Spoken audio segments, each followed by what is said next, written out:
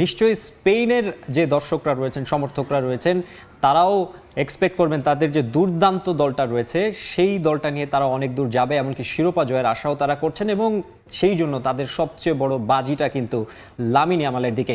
এই বিশ্বকাপে যে স্পেন ভার্সেস পর্তুগাল ম্যাচটা রয়েছে সেই ম্যাচ ছাপিয়ে, সেই দ্বৈরথ ছাপিয়ে লামিন ইয়ামাল এবং ক্রিস্টিয়ানো রোনালদোর ম্যাচ বলা হচ্ছে এটাকে। দুই জেনারেশনের দুই সুপারস্টার, একজন 41 বছর বয়সী ফুটবলার যিনি তার ক্যারিয়ারের শেষ পর্যায়ে এসে তার যে অধরা বিশ্বকাপ ট্রফিটা রয়েছে সেটা ছুঁয়ে দেখতে চান এবং চান যে তার ক্যারিয়ারের শেষ ভাগে জ্বলে উঠতে। অন্যদিকে একজন টিনএজার বলা যায় লামিন ইয়ামালকে, তিনি চাইবেন তার বিশ্ব ফুটবলে যে আগমনী বার্তা সেটি দিয়ে দিতে।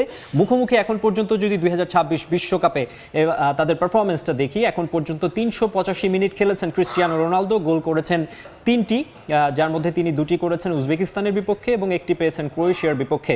এবং লামিন ইয়ামাল 247 মিনিট খেলে 1টি গোল করেছেন, অ্যাসিস্ট 2জন এখন পর্যন্ত একটিও পাননি। এই দুই তারকার দিকেই নিশ্চয়ই ফুটবল প্রেমী যারা আছেন তাদের নজরটা থাকবে। এবং এই দুই তারকা তো আছেনই, এ বাদেও দুটো দলই কিন্তু খুবই শক্তিশালী দল, কম্প্যাক্ট টিম, দুই দলেই সব পজিশন ওয়াইজ কিন্তু সেরা সেরা প্লেয়ার রয়েছেন। মুখোমুখি দেখায় যদিও এখন পর্যন্ত বিশ্ব ফুটবলে স্পেনের সাথে পর্তুগাল খুব একটা সুবিধা করতে পারেনি। এখন পর্যন্ত 41 বার স্পেন এবং পর্তুগাল মুখোমুখি হয়েছে, যেখানে 18 জয় রয়েছে স্পেনের এবং মাত্র 7টি জয় পর্তুগালের, 16টি হয়েছে ড্র। এই ম্যাচটাতেও আসলে পর্তুগাল চাইবে সেই পুরানো যেই তারা যে কিছুটা পিছিয়ে পরিসংখ্যানের দিক থেকে সেটিকে তারা ছাপিয়ে যাওয়ার চেষ্টা করবেন এবং জয় ছিনিয়ে নিতে চাইবেন।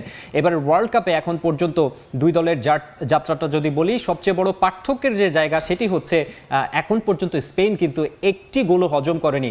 এখন পর্যন্ত তারা তাদের গ্রুপ পর্ব শুরু করেছিল কেপ ভার্দের বিপক্ষে 0-0 ড্র দিয়ে, তখন অনেকেই হায় হায় রব তুলেছিলেন, কিন্তু এরপরে সৌদি আরবের বিপক্ষে 4-0, উরুগুয়ের বিপক্ষে 1-0 গোলে জিতে তারা গ্রুপ পর্ব শেষ করেছে। এরপরে তারা কিন্তু রাউন্ড অফ 32-তে অস্ট্রিয়াকে 3-0 ব্যবধানে হারিয়েছে। এরপর পর্তুগালেরটা যদি আমরা দেখি, পর্তুগালও কিন্তু তাদের গ্রুপ পর্বের প্রথম ম্যাচ শুরু করেছিল ড্র দিয়ে, কঙ্গোর বিপক্ষে 1-1 গোলে ড্র।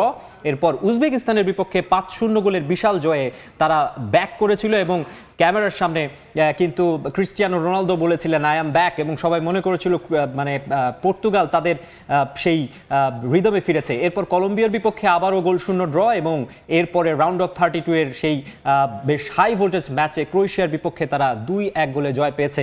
এবং আজকের যে হাই ভোল্টেজ ম্যাচটি, এই মহারণে আসলে পর্তুগাল সমর্থক, রোনালদো সমর্থক যারা আছেন তারা চাইবেন যে কোনোভাবেই হোক জয় তুলে পরের ধাপে যেতে।